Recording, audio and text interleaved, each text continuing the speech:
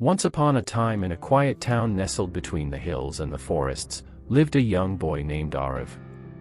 His father was a carpenter, his mother a schoolteacher, and they lived a modest but content life. From a young age, Aarav showed signs of deep curiosity. While other children played games or watched cartoons, Aarav would spend hours observing ants, sketching trees, or building little machines out of scraps he found in his father's workshop. Everyone in town believed in one simple rule: follow the safe path. Grow up, go to school, get a job, and live a quiet life. Dreams were allowed, but only in bedtime stories. Stepping away from the usual was seen as dangerous, foolish, even disrespectful. But Aarav felt something stir within him, a strange pull, like the wind calling him towards something beyond the horizon. He didn't know what it was, but he knew he was different. He didn't just want to live, he wanted to explore, create, and discover. By the time Aarav was 16, his passion for design and innovation had blossomed. He had created a small wind-powered water pump for his village and even designed a bicycle that could charge a mobile phone while pedaling. His teachers were impressed, but some villagers started to worry. "He's wasting time," they whispered. "Who needs inventions in a small town like ours?" One day, a well-known local businessman visited the school to give a talk about success and career choices. After his speech, students asked him questions about how to earn money, get a stable job, and settle down. When Aarav raised his hand, he asked, "Sir, what if my heart tells me to build things that don't exist yet, even if no one around me understands?" The room went silent. The men looked at Aarav for a moment, then replied, "Dreams are good, but practicality is better. Be smart. Follow the road everyone walks on. It's safer." Everyone clapped. Except Aarav. That night, he sat alone on the roof, looking at the stars. "Maybe I am foolish," he thought. "Maybe I should just be like everyone else." Just then, his father came and sat beside him. He had overheard what happened. Quietly, he said, "Do you know why wood bends, Aarav?" Aarav shook his head. "It bends because it knows how to face pressure without breaking. People who follow the usual path are like straight planks, they fit easily. But people like you, you're like curved wood. Not everyone knows how to use you, but when the right hands come along, they create something beautiful out of you." Aarav's eyes widened. For the first time, someone had acknowledged his difference, not as a flaw, but as a gift.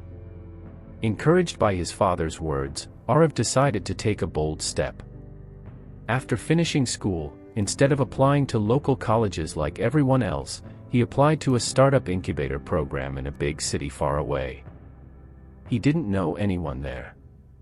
He had no backup plan. But he had a vision, a path that was only his. The villagers shook their heads. "He'll fail," they said. "He's chasing shadows." His friends pitied him. "It's too risky." "Come with us," they pleaded. But Aarav knew, this was his road, the one less taken. When he reached the city, everything was overwhelming. The streets buzzed with noise, people, and ambition. For the first few months, he lived in a shared room, barely affording meals. His first invention, a low-cost solar lantern, was rejected by 3 investors. But Aarav didn't stop.